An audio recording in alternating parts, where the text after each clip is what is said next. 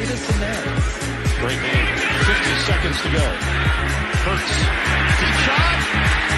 Hold in, Devontae. Sure. Before the press conferences even start. I mean, we could talk for 45 minutes just about how atrocious the defense is. Doing? He's just picking the big guys. Jordan Mailata, he's huge. He'll be good later on.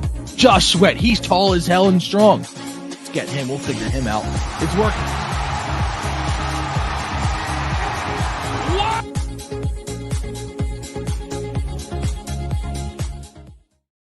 And good morning, everybody, and welcome to Trending in the AM right here on DSM Media. We're live. Facebook, Twitter, Twitch, YouTube. It is hashtag Overreaction Monday, my favorite day of the week. I'm super excited and super pumped. We're brought to you by Manscaped, the leader in men's grooming products. Check them out. Manscaped.com, the GOAT in below-the-waist maintenance. Use promo code TRENDING at checkout, manscaped.com, and it gets you 20% off and free shipping. Plus, lets them know the beard sent you. We are joined today by my new regular Monday morning guy, Mark Moschitelli, a.k.a. Philly Eagles fan. Good morning, Mark. And hold on. Are you ready?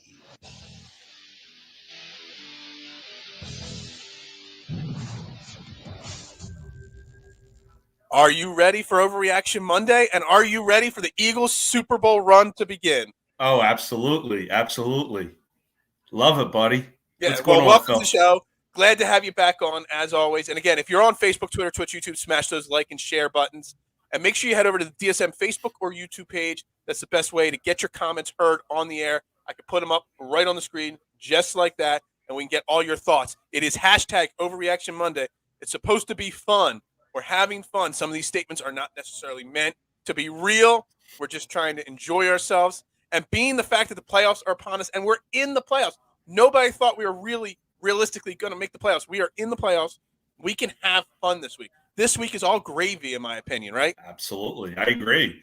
Yeah, at the beginning of the season, I thought this was a 4 or 5 win team. For them to win 9 and make the playoffs, and Sirianni being the only rookie coach to make the playoffs, that's a big deal. That's a big deal. And we're going to go to Super Bowl and win the Super Bowl, and we're going to have another parade. There's my overreaction.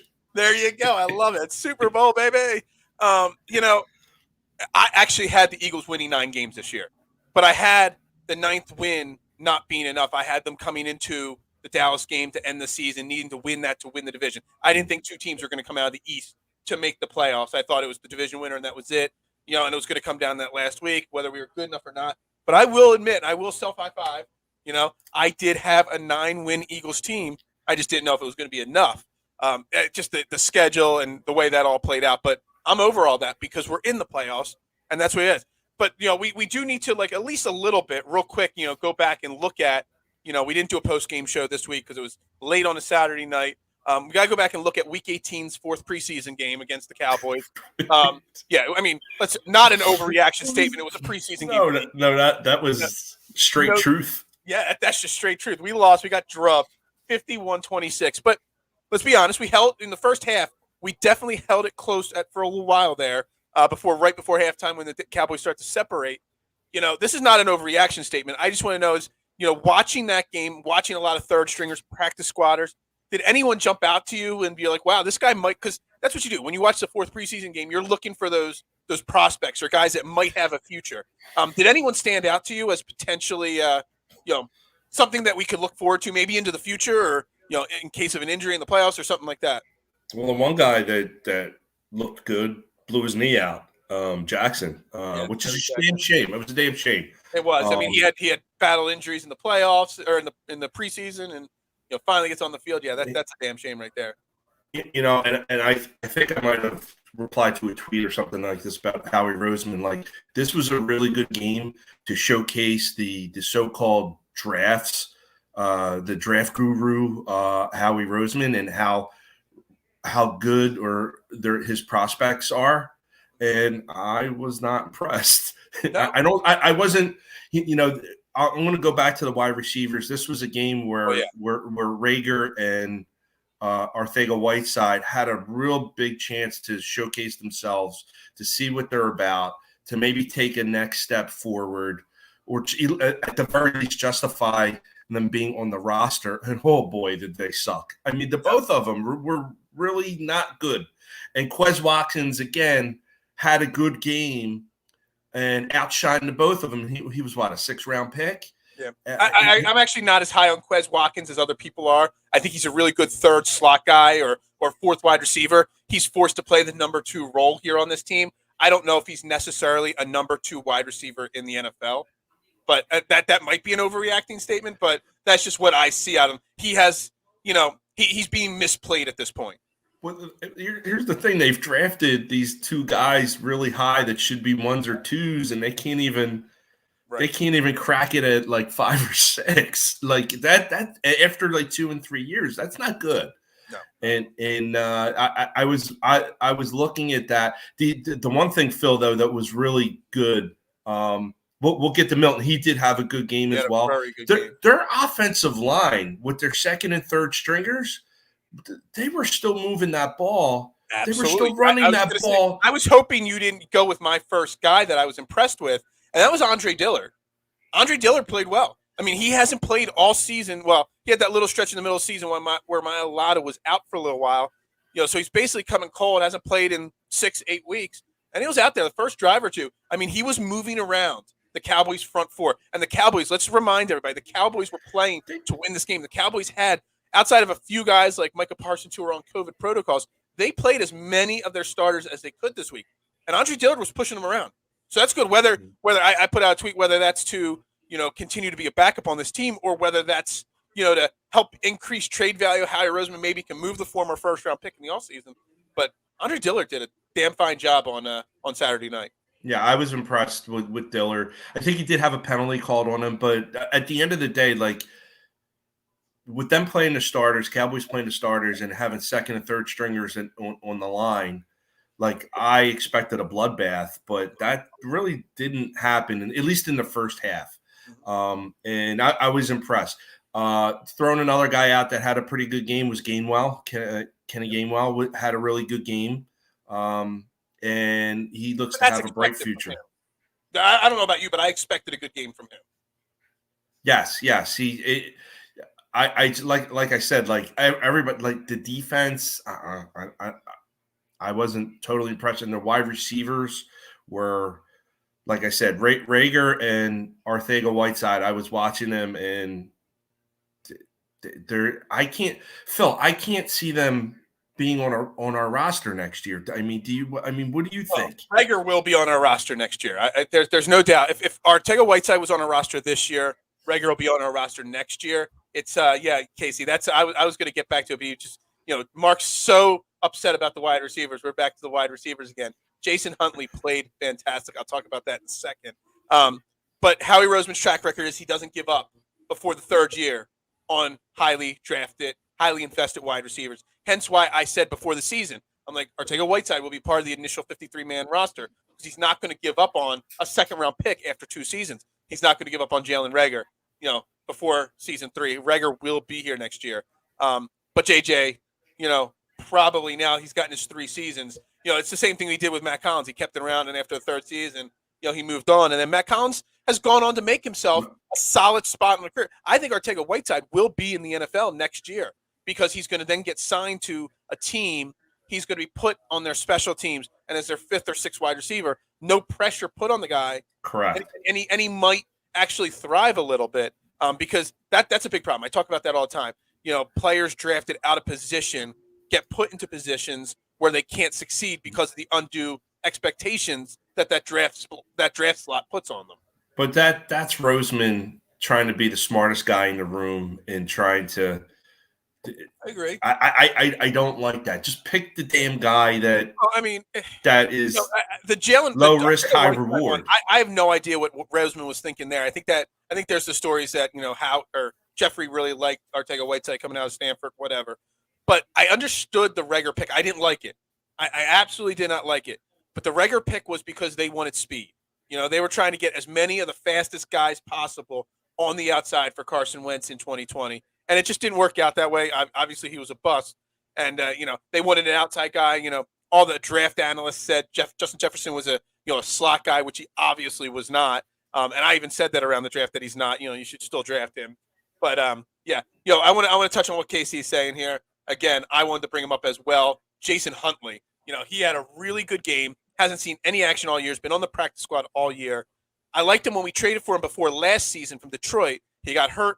He didn't make the team. He was on the practice squad last year. First off, for a little guy, I mean, the guy's got speed. He runs with authority. And the one thing he does well, and I would actually dress him in the postseason, is he returns kicks. I knew you were going that way. Kicks well.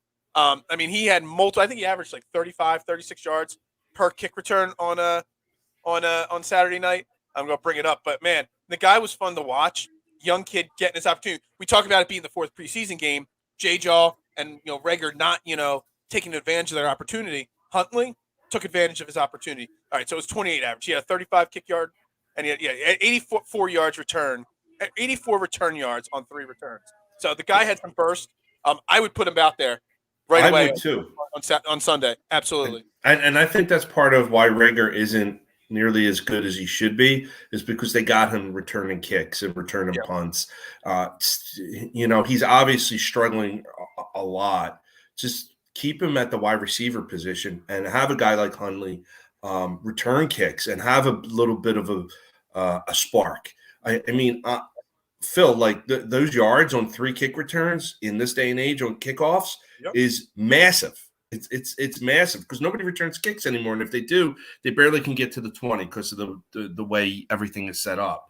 I too enjoyed him last night. He did run the ball a little bit as well. He had 13 carries for 51 yards. So yeah, that's not bad at all. That's like 5 yards a carry.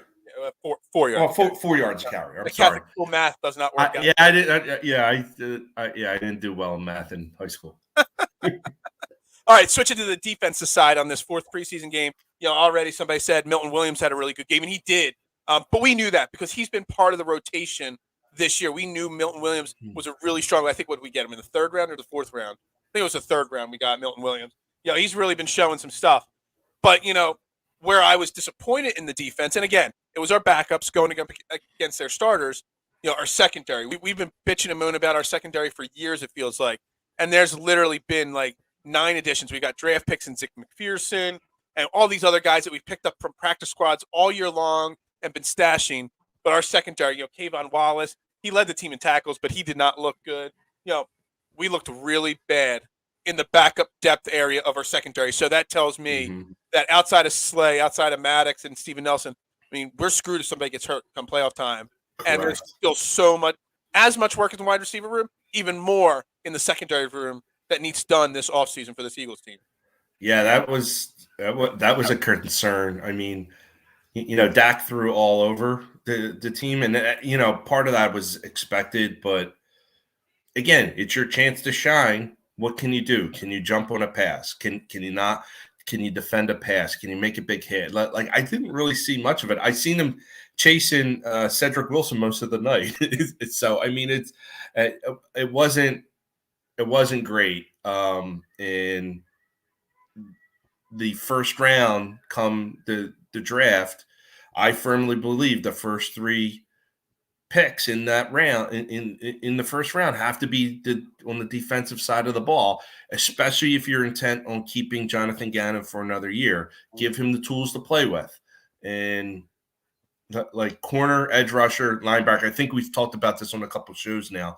I don't feel that that's going to happen. I feel like it's going to be an offensive lineman, wide receiver, and developmental quarterback. I mean, that is Howie's track record, and I've been preaching that for a few weeks now. So you bring up Jonathan Gannon, and I was watching the game, and I thought I had a thought on an overreaction statement here. So this is my overreaction statement, like the boldest one I can make today, and I'm going to bring it back up once the offseason starts. Hashtag overreaction is what we do, everybody watching. So go on Twitter, hashtag overreaction, comment on my account at Bearded Knowledge, all the different overreactions I'll have today. Hashtag overreaction, Jonathan Gannon deserves a second season as defensive coordinator, but Sean Steichen needs to be relieved of his duties as offensive coordinator. And I've got a theory on why. So on paper, just saying that, is that crazy to say? Yeah. I mean, their offense was not bad. I mean, better every week. All right. Yeah. Yep. And the defense has been pretty bad this year, for the most part. All right. But Jonathan Gannon has literally zero weapons to work with on this defense. This is my thought process. Jonathan Gannon has, bums at linebacker, nobody to back up at cornerback. The safeties are not that good. After Brandon Graham went down, Ryan Kerrigan had over 400 snaps this year. He made 3 tackles. 3 tackles. Okay. How Three tackles. And you know he's how hard it is? I think me and you could go out there and luck into 3 tackles.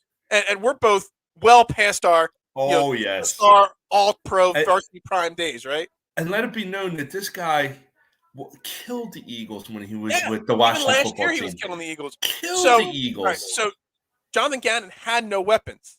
Jonathan Gannon had a terrible team on defense, okay? And I'm saying Shane Steichen needs to be relieved of his duties because he really doesn't do anything on offense. I want what Nick Sirianni is basically the offensive coordinator here, calls the plays, he runs the systems and stuff like that. He needs a veteran offensive coordinator, the Jim Caldwell type, that could be a voice of reason in Nick Sirianni's ear to help continue Nick Sirianni's progression as a head coach by taking some of the offensive pressures off of him. So that's why it's nothing that Shane Steichen's done wrong, but the fact that Shane Steichen is as inexperienced, if not more inexperienced than Nick Sirianni, is telling me Jonathan Gannon deserves a second chance. Shane Steichen, sorry, nice guy, but I need a veteran in here backing up Nick Sirianni to help with some of those slow starts, the scripted plays that don't work to begin the game. We need that veteran offensive coordinator in here to help continue to mold Nick Sirianni as the head coach and play caller. Jonathan Gannon, you give him some talent, you draft 3 first-round picks, you spend some of that cap money, maybe he's a better defensive coordinator next year. I'm willing to take that chance. I'm crazy, right? Yes and no. It sounded crazy, but then I explained why, and now you're like, this guy might be onto something. So, I mean, what you do say is like Sirianni runs the offense, period, end of story. And he's more of like a quality control guy. But to your point, like how many slow starts have they had this year? A lot. And where they had to play from behind. And really, this is not a team that should be playing from behind. If they play behind next week, it's going to be a disaster. To your point, having a veteran presence on the coaching staff is something that was a big swing and a miss, and probably something that Jeff and Howie should have forced on Nick, that you could hire who you want, but one of those guys has to be a veteran coordinator or a veteran, a former head coach to help you along the way. That didn't happen on the offensive or defensive side of the ball, and that's very concerning. Now, I think we did luck out with Jeff Stoutland having such a great year and taking control of the running game and really kind of getting out from the shadows and really showing what he can do. But I would have loved somebody like, Vic Fangio just got fired. Like a guy like him would be like a perfect. I keep going back to Jim Caldwell. He would have been the perfect, and he's going to interview for a lot of, today's Black Monday. A lot of coaches get fired today around the NFL. I mean, he's going to be on the short list of candidates for everybody. He deserves another head coaching shot. But if he does not get one, I'm bringing him in. And no offense to Shane Steichen, I'm just upgrading that role with that vet. Even after 1 full year of coaching, I still want Nick Sirianni to have that veteran presence. I joked earlier in the season, what's Marty Morningweg up to right now? Bring him in and let him sit there, to help, just help adjust to being a head coach for Nick Sirianni. And yes, we're all high on Nick Sirianni, Jalen Hurts. We're in the playoffs, blah, blah, blah, all that great positivity. But there is still obviously so much room to grow on this team. And I think having that veteran voice on offense to help Nick Sirianni out is way more important than changing Jonathan Gannon, who, like I said, has had bare minimum talent on this team on defense. So, I don't fully blame Jonathan Gannon for, the lack of success at times on the defense. He's been a whipping boy all year, and he hasn't been. He hasn't been my favorite. I just coming off of Jim Schwartz and how he ran a defense and having much of the same, if not worse, with Gannon with his schemes. Yeah, you could say, all right, I don't have the players and all that, but I that defense needs to be more aggressive. I mean, look at the Cowboys defense and how well they played this year, and they had Dan Quinn as their defensive coordinator. Great hire. If Dan's smart, he stays where he's at and doesn't take another head coaching job. That's my 2 cents. I mean, he's also going to be on the short list of coaches that are, interviewed for, head coaching openings, for sure. Mm-hmm. But yeah, some guys just aren't meant to be head coaches. And honestly, the defensive-minded guys tend to not have as much success as the offensive-minded guys in today's NFL. No, all the owners like the offensive gurus. Their concern is they lose that. If they hire a defensive coordinator, they have to hire an offensive coordinator to run their offense, and then that guy's going to get plucked after 1 or 2 years if they're successful. Yep. So I guess I get that, but best man for the job, man. You still have to stop these offenses. I think there's some defensive coordinators out there that probably should get a shot. I just for this current staff, though, I just thought they would have done so much better if they had a veteran presence somewhere on that staff. Yep. Yeah, somewhere on staff, absolutely. And Jeff Stoutland, he's had a great season. The offensive line, it's not an overreaction Monday statement. Jeff Stoutland could be the first offensive line coach to make the Hall of Fame. Yeah. What he has done this year with the Eagles, But I'll say it again, and not an overreaction statement. It's such a refreshing thing. I mean, we've had a few injuries. Brandon Brooks out most of the year. Lane Johnson missing a few games because of mental issues. But the offensive line last year in 16 games, we had 14 different offensive line combos starting. This year it has been mostly the same.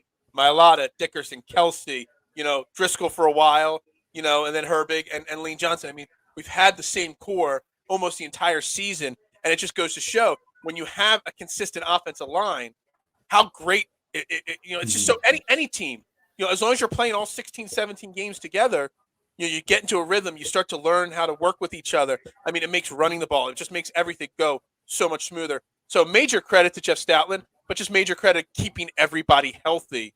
On the offensive line for the most part this season. They kept them healthy and they performed when their numbers was called, which is really, really important. And that's the credit to the coach. It really is. And God, I know he was flirting about leaving last year. I hope he's here for the long haul. Yeah. Well, I thought you were going to say something about something else, but I thought our minds were in sync there. I was like, #overreaction Monday. This Sunday will not be Jason Kelsey's last game as an Eagle. Win or lose, it's not his last game as an Eagle. I know he contemplated retirement, but I think this run, unless we go out and make this miraculous Super Bowl run and Kelsey goes out on top as a champion, if that doesn't happen, Jason Kelsey seems rejuvenated this year. He's going to want to stick around with this young core for at least another year or two. I don't think Jason Kelsey retires at the end of this season. That's my overreaction statement right there. I think he's in it. I think he wants to play with Hurts longer. I think he's enjoying his time with Nick Sirianni. And honestly, he's still one of the top 2 or 3 centers in the football right now. No doubt about it. So, why not continue playing a little bit longer? And I'll add another piece. I mean, did you see his speech before the? Yeah. So I mean, and 16 times I've watched it. Yeah. First of all, he has a second career waiting for him as a motivational speaker and corporate speaker if he wants. Second thing is how he talked about Jeff Stoutland and what he did for his career. And I think as long as Jeff is there and his body can hold up, he'll be an Eagle. And I think he's one of those Eagles that all he has to do is go into Jeff Lurie's office and say, I want to be here, and he'll be here. He's one of those special guys. But honestly, if Jeff retires or leaves, Kelsey has no reason to be around anymore, and I think he would retire. I think the one thing that probably keeps him there is that coach. And, I really didn't realize how much of an impact he had until really the Super Bowl run. I knew he had been with the team, and Chip Kelly brought him aboard, and, their offensive line obviously was always very good. But to hear those guys talk about him and just the spotlight he's gotten this year, we were very lucky to have him on the staff. And I just hope they continue, because I think those guys are connected at the hip. If Kelsey were to retire, I think Jeff might roll. I really hope that They want to give it a couple more years. 2 more years, both. Yeah. Let's just agree to that. And I honestly, I really feel, like I said, the only way I see the retirement happening is if we win the Super Bowl, which is obviously, not going to say overreaction money, but unless you win the Super Bowl, those guys that's the only way they walk away. They ride off into the sunset, that kind of thing. But outside of that, I think they stick around. I'll make an overreaction. I don't. Aside from Green Bay, every team in the NFC is beatable that the Eagles could play. That's not an overreaction. Yeah. I mean, did you watch the Rams play yesterday? They're beatable. I wanted to play the Rams because I think that coach is an absolute fraud. I absolutely think that coach is a fraud, and Stafford is leaking oil. They have a lot of high-priced talent that I don't think is worth the price tag.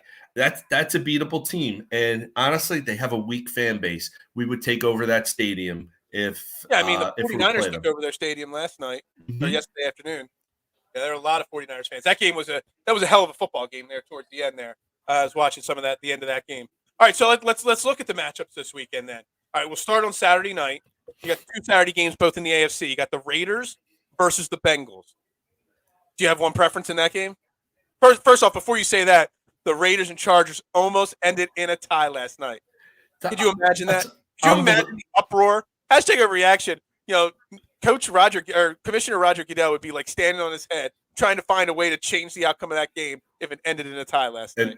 And I also heard Vegas, the sportsbook Vegas would have taken an absolute bath, because so many people bet for the tie just because it was so unique. And there were like 38 seconds away from that happening. Basically, a field goal at the end of overtime as time expired broke the tie. Yeah, I mean, could you imagine if you're a Steeler player or Steeler fan and watching that stuff unfold? That I would have been sick. I've been sick if that happened. I was actually a really good game to watch. Justin Herbert has an arm on him. He threw like almost 70 times. He had 6 fourth down conversions, which was unbelievable. There's some teams that don't have that in the season. They had that in one game. It was a really fun game for the season to end in. But getting back to my preference, Bengals, Raiders, gosh, I really would like to see the Bengals win a playoff game after 30 years.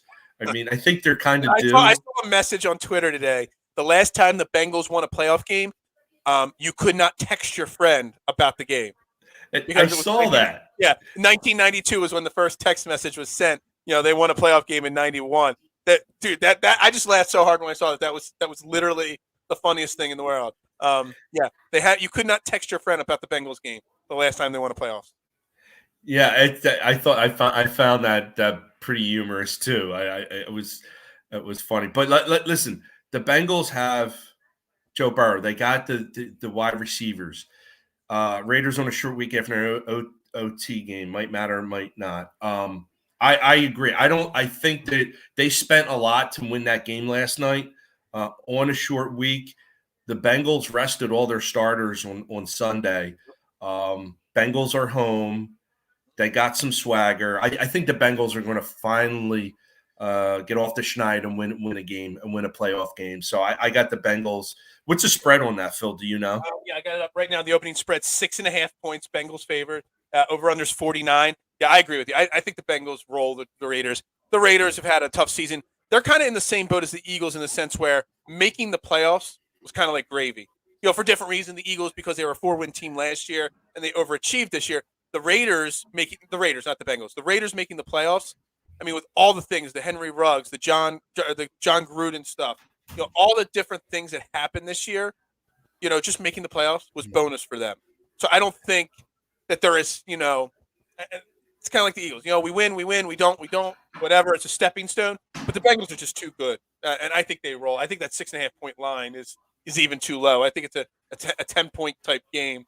The Bengals. Yeah, I don't think the Raiders go in and do much. I think the Bengals will probably win it going away, and maybe they make a run towards the Super Bowl themselves. I mean, I don't know if they're a Super Bowl ready squad. So wide open. I think I do too. Yeah, I think any of these teams because then the Titans are the 1 seed. They've got the bye. The Titans, if Derrick Henry doesn't come back, the Titans don't like scare you or inflict fear in you.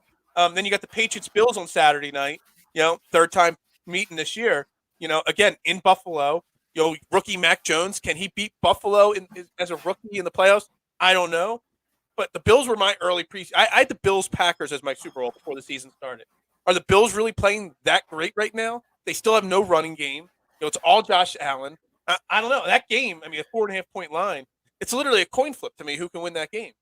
Yeah, I wouldn't touch that game as a bettor because now you're dealing with Belichick in the playoffs, and that's dangerous. They are going on the road, though. The Bills are home. I don't know what the weather's supposed to be like. They're both cold weather teams, but I would lean on the Early Bills. Forecast is 17 degrees. Holy God! Oh my God! Are they the night game?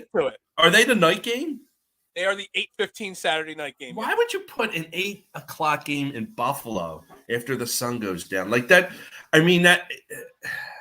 Just for the fans, you got to sit in that cold. That's why I don't go. My first football game I ever went to was snow, not like the fun snow, like wet, icy snow. I'm like, dude, I hate going to football games. I am not sitting out in that freezing cold like that. Dude, I'd be, but Buffalo, Bills Mafia, they're going to eat that up, and you're going to see some videos from that parking lot all day long. I can't wait. That sometimes is more entertaining than the game itself.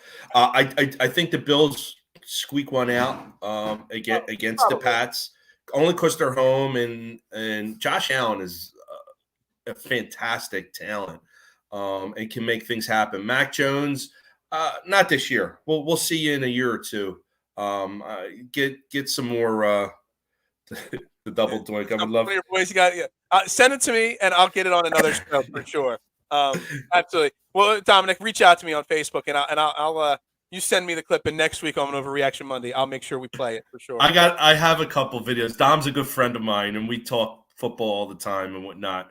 And I did a video live when the Eagles played the Bears, and my reaction was off the charts. Yeah. I could send it to you. You can take a peek. Hey, Dominic, stay tuned. I got more clips though for later in the show. Don't worry. Oh, geez. All right. So anyway, so the last AFC game is the night game on Sunday. Steelers Chiefs. I think the Steelers are done. They're 12.5-point favorite. The Chiefs. Yeah, if anything, the Chiefs, just because of the Chiefs, are probably the favorite over the Titans, in my opinion, to come out of the AFC. That's an Andy Reid coach team. Yeah. Some in the playoffs. I would stay away from Chiefs games as long as Andy Reid is a head coach. I'm not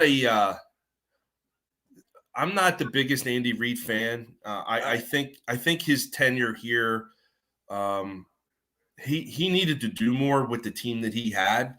And some of the things that he's done with some of the players he selected in the Chiefs goes kind of, I think he's just like a fraud. And everybody's like, he's a fat, happy, jolly guy. But like some of the things and decisions that he's made, he's no different than any other coach that's out there. I think he can be a terrible play caller when his back is up against the wall at times. I think he makes some poor decisions at times. Clock management for 20 years in the league is still not great. But here's Phil. You're right though. Like the Steelers are shot. I don't think that they're going to be able to overcome the Chiefs in Arrowhead. I was hoping that game ended in a tie because he's like, God damn, I got to put my body through one more game in the NFL now. And Ben's another. Got to be hurting so much after 18 years in the league and the pounding he has taken. Ben Roethlisberger, I don't feel bad for him either. He's a very unlikable character as well. Yeah. Yeah. The Steelers can't go in Arrowhead and win. And Andy may win this one, but I don't know if he's going to win any more games after that. That's my 2 cents on. But that is me being biased against. So you got to be unbiased. I know it's Overreaction Monday. So Overreaction Monday. Are you saying Andy Reid's overrated? Is that an overreaction statement from you? Yes. Oh my God. Yes, he is. He is an overrated. Oh, I'm tweeting that out as soon as the show's over. Hashtag Overreaction Monday. Not my statement. At Mark Mascatelli's statement. Overrated. Andy Reid is overrated as a head coach. Wow. Okay. Let's go to the NFC. We'll get to the Eagles last because obviously that's a game that we really have to talk about a little bit. First you got the Cowboys home against the 49ers. 49ers, man, they played well. Jimmy G, I said it yesterday, Jimmy G will be a starting quarterback in the NFL in 2022. Not for the 49ers because they're going to move on to Trey Lance, but he is good enough and an average enough quarterback to lead, those mid-level teams that are going to be like putting him on Pittsburgh or putting him on Green Bay if they lose Aaron Rodgers, or taking him up to Seattle to play with DK Metcalf and Lockett if they move on from Russell Wilson. He is going to be a starting quarterback somewhere next year. That was the performance he put in the fourth quarter down the line yesterday against the Rams. Excellent on-target throws. The guy's got something there. He's no superstar or anything like that, but I would be scared if I was the Cowboys facing that 49ers team. Well, first on Garoppolo, I don't understand the 49ers thinking that they needed to draft a quarterback because they gave him money.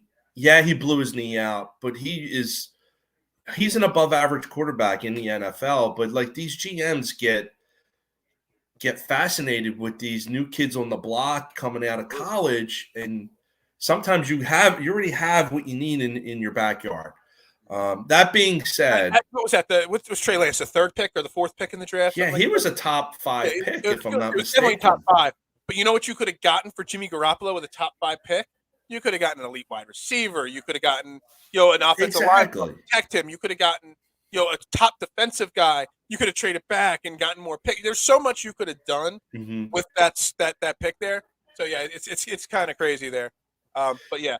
Yeah. Now the 49ers Cowboys, they're going to probably talk about the 49ers Cowboys rivalry in the playoffs in the year. Long. Yeah, it's going to be a sickening broadcast.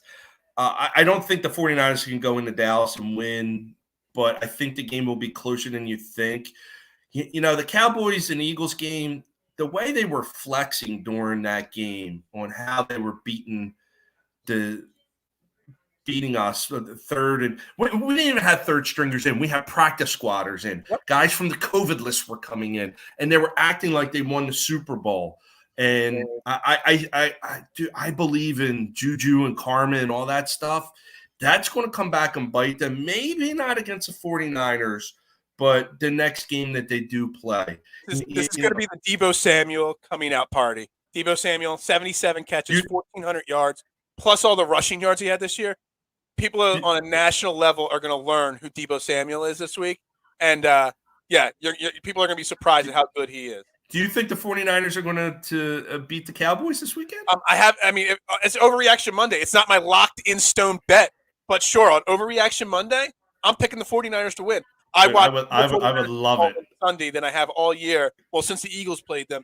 And I thoroughly saw something there. Their defense is really strong. They know how they're using Deebo Samuel and Brandon Ayuk the way we hoped. Quez Watkins and Jalen Reagor would be used. Right. Jimmy Garoppolo does not turn the ball often over a lot. They're just good enough. If they could keep the Cowboys under 30 points, that's the key. If they don't let that offense get rolling, they could beat the Cowboys for sure. Back to the quarterback, George saying it's the pressure not to miss out on the next Patrick Mahomes. They're under pressure to pick these quarterbacks. Absolutely. KC saying he thinks Jimmy stays. Lance didn't show enough. It's possible. I just still think that Jimmy will be a starting somewhere. If it's not in San Francisco, someone will trade or pick him up. Absolutely, in my opinion. But yeah, I think Jimmy G deserves to be a starting quarterback in this. What's up, Scotty? How you doing, brother? Now they invested too much exactly. That's why I think it's Trey Lance. Exactly. Oh, yeah, that's right. They traded up to get Trey Lance. So not only they could have just stayed where they were, they probably gave up other picks and all. Other game, Rams Cardinals. That's the Monday night. First off, do you like them moving one of the games to Monday night? No, not at all. It doesn't make any sense. Not fair. Now whoever wins that game is going to go on short rest for next week. Correct. It is. The way they shifted, they have the AFC games on Saturday and Sunday, and then Sunday and Monday are the NFC games. But come on, I don't want to watch a playoff game at 9:00 on Monday night. It's really not what it should be. The Saturday and Sunday night games are fine. Monday night it's just too much. As for the Rams Cardinals, honestly, that's going to be a snooze fest if you ask me. Just neither of those teams do anything You for wouldn't me. have thought that coming into the season, though, right? Like What's the way these seasons have played out, you would think the Rams Cardinals would be like a potential NFC Championship game, but now they're playing Wild Card Weekend, and there's no faith in either team. Yeah, the Cardinals were hot as hell the first 7 weeks of the season, and then it just fell off a cliff. Yep. Just for sentimental reasons, I'd like to see the Cardinals win when Zach Ertz there, and I hope Zach has a really big game. Yeah.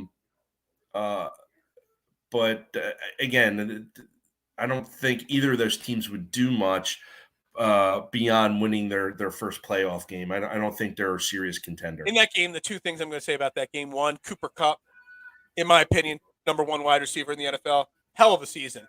145 yards, and he fell 53 yards shy of 2,000 yards receiving.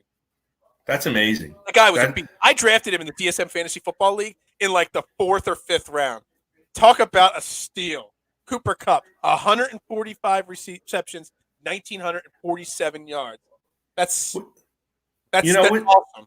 What's amazing is now with such a focus on throwing the ball that we haven't seen a 2,000-yard receiver just yet. Because all these teams have 2 to 3 big-time guys. You see teams with multiple 1,000-yard receivers sometimes now. So, I like the Cardinals to win.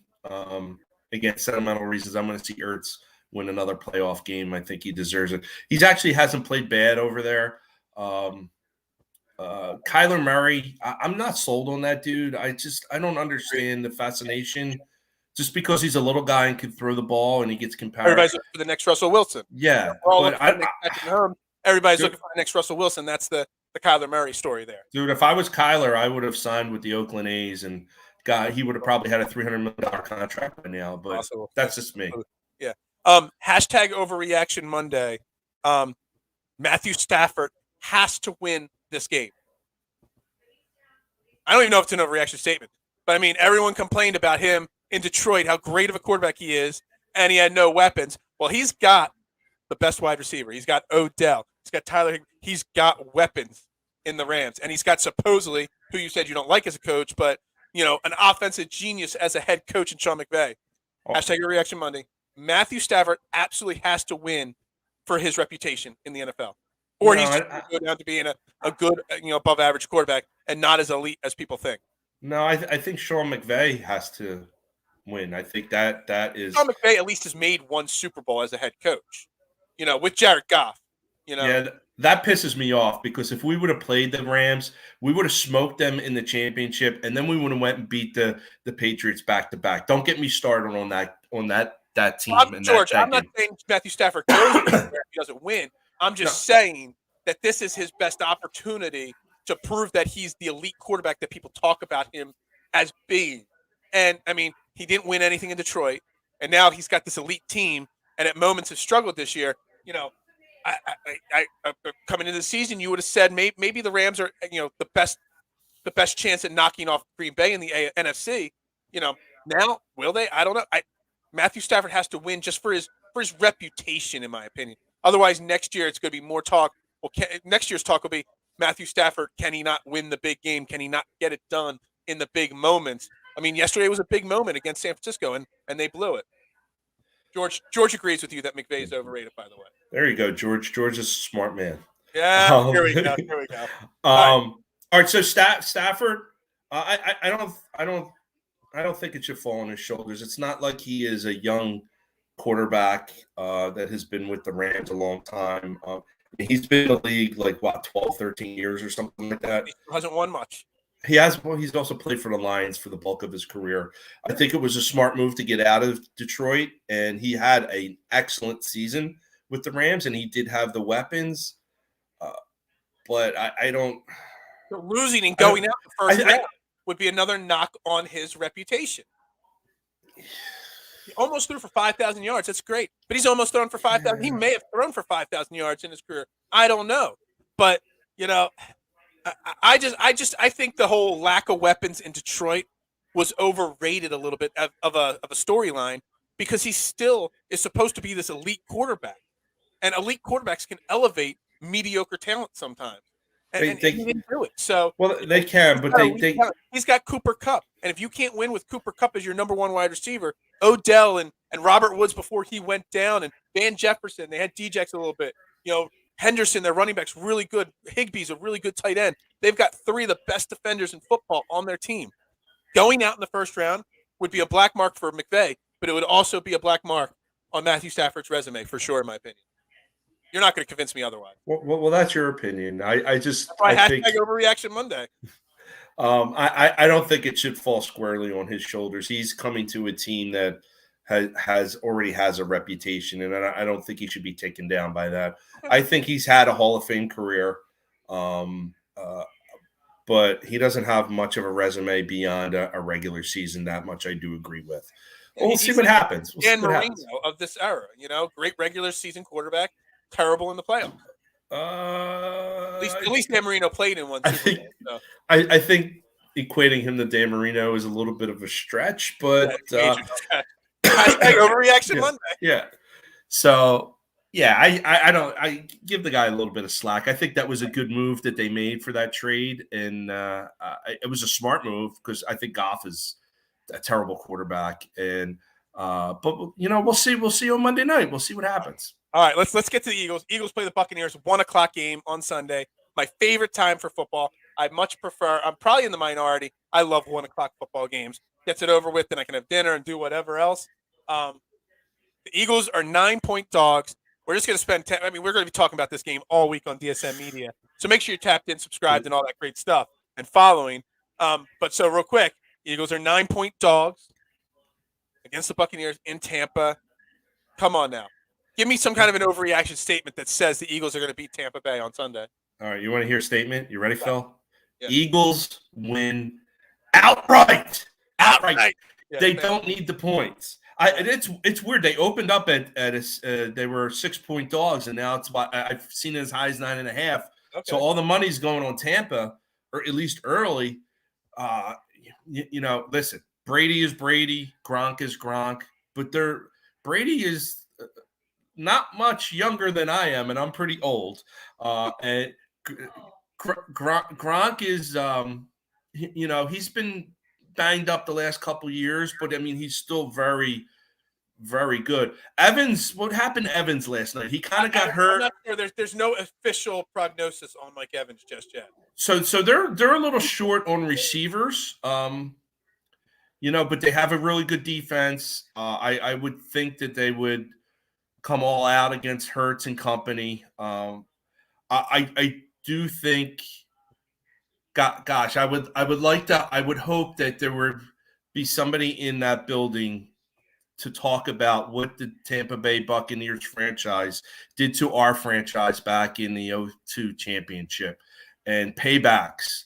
And they need to pay back for the guys that were before them. I mean, listen, the Eagles are big on alumni involvement and things like that. I'm really not talking out of turn here. Like they need to go in there and make that right. And I think they can. I think they can. And it's the same thing that I've talked about all season, Phil, is run the ball, control the ball, keep the ball out of Tom Brady's hands, and they can have a chance to squeak one out. Listen, I want them to win. I hope they win. I think 9 points is too much.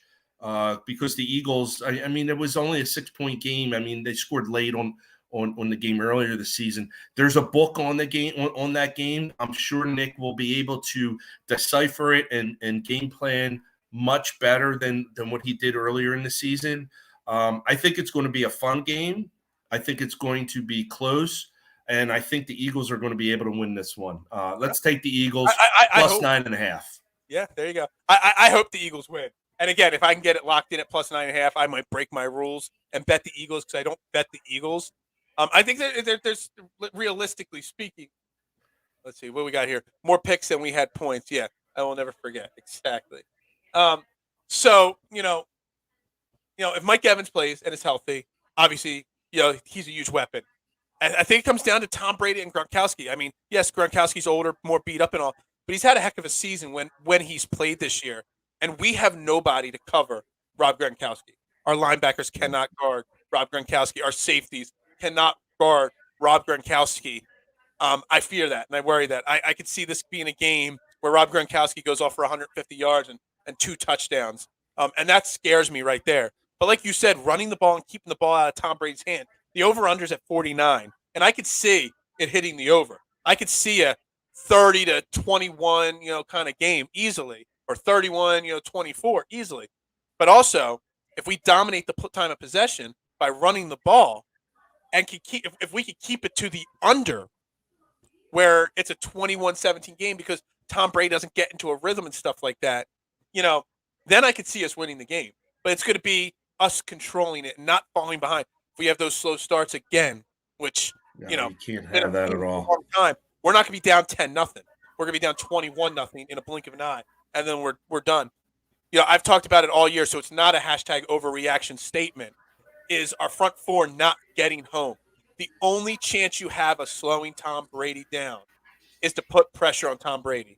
And even if you don't sack him, hands up, as I talk about all the time. You got to get your hands up. You got to knock him around. Hey, I don't want to take a 15-yard penalty, but just knock him down a few times. That's the only time you see Brady even remotely struggle is when you're beating him up a little bit behind the line, giving him 3 seconds instead of 5 seconds, giving him, making him move a little bit. It's the only chance we have. And it's going to be solely on the front four of the Eagles getting pressure on Brady. And that's the only chance they have of keeping it close, in my opinion.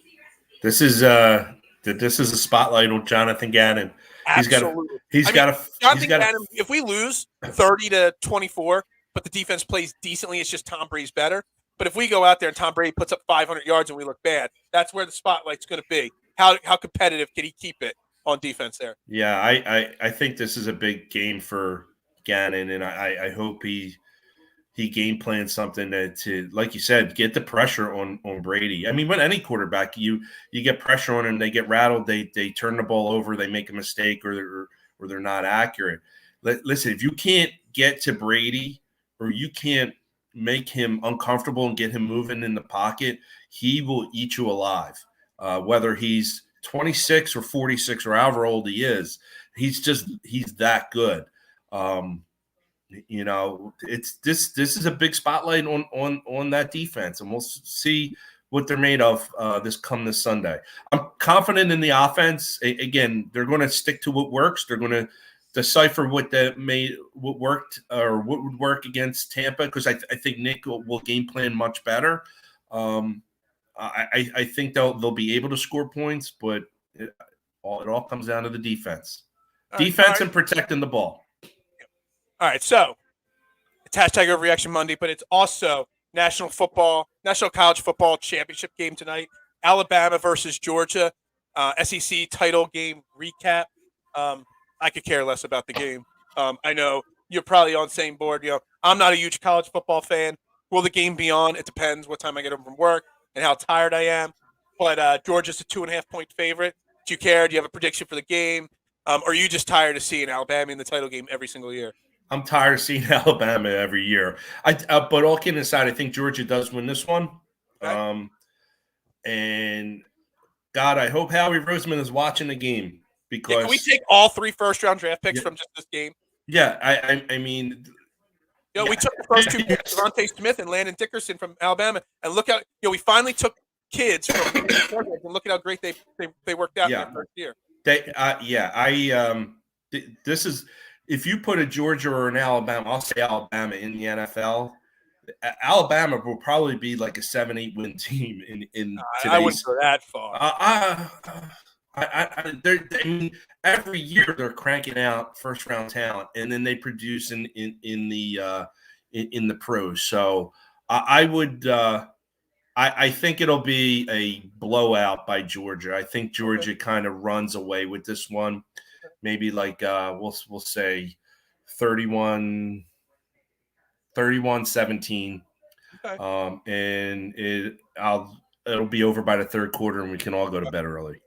All right. I mean, I'll go the other way. I'll say Alabama wins, just to be contrarian to you. But I think it's a close game, but I think it's a shootout. I'm seeing a game like in the 38-35 range, that the offense is going to go back and forth. Who comes out on top? I have no idea. But since you said Georgia, I'll say Alabama wins outright. But that's just, I just did that for you there. All right. That's awesome. So that's that. All right, real quick because we got to wrap this show up in the next 4 minutes here.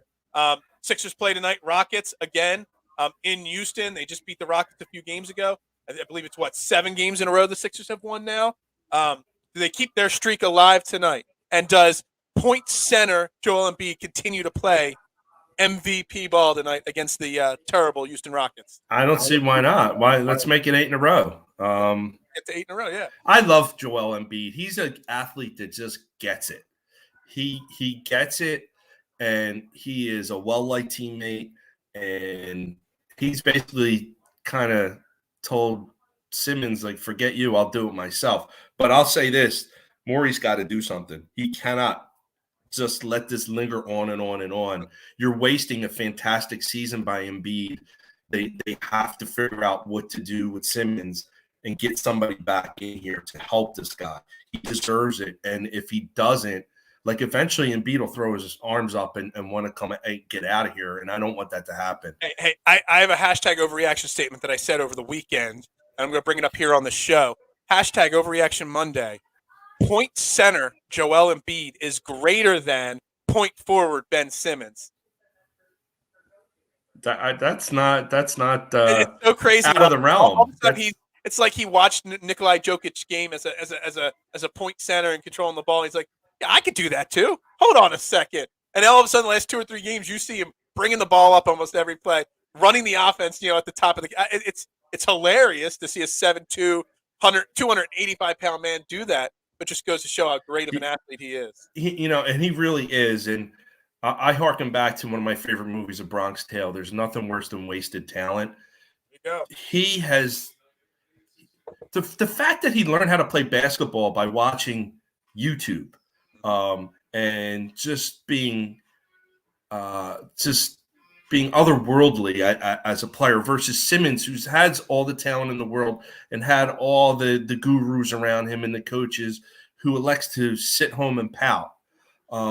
Really kind of tells a nice story about how good of a person and how good of a player Embiid really, really is. And he has a little swagger to him too, which makes me like him as well. Absolutely. But the swagger's the best part. Oh yeah, it's great. I love funny. it. There's many bad players in Philly right now that have disappointed. The Ben Simmons, the Carson Wentz, which we didn't even get to talk about that today. Unfortunately, we're out of time on that one. But for as bad as that's been, there's also quite a few guys in Philadelphia right now at the top of the list, Joel Embiid and Bryce Harper, that just get Philly. Sure do. They're meant to play in a city like Philly. So we're blessed to have those two type of players on our teams right now. And Jalen Hurts. I'll even throw Jalen Hurts. He gets Philly as well. Yeah, Jalen Hurts is a bona fide born leader, which is what you need in that position, which Carson Wentz was not. Carson Wentz had talent, but he was awkward at best as a leader. Maybe a few guys on the team liked him, but there was no – as time went on, the buy-in from him just dissipated. It really did. So, all right. So we're going to wrap this show up here, but before we do, got to spend 30 seconds embarrassing my man here. So give me a second here, everybody. We're going to do this live. We'll see if I messed it up at all. Let's unmute this tab. Is the share screen on? This is my man, Mark. I mean, how old are you, Mark? 40, what, 67 or something like that? Not 67. I'm 47. Dude, it's time for you to hang the sled up here, guys. Dude, go ahead, play it. Go ahead. Click play. There we go. All right. Go on sledding. Yeah. Just watch this here. And this guy. Dave, no! Oh, shit! Oh! Yeah. Dude.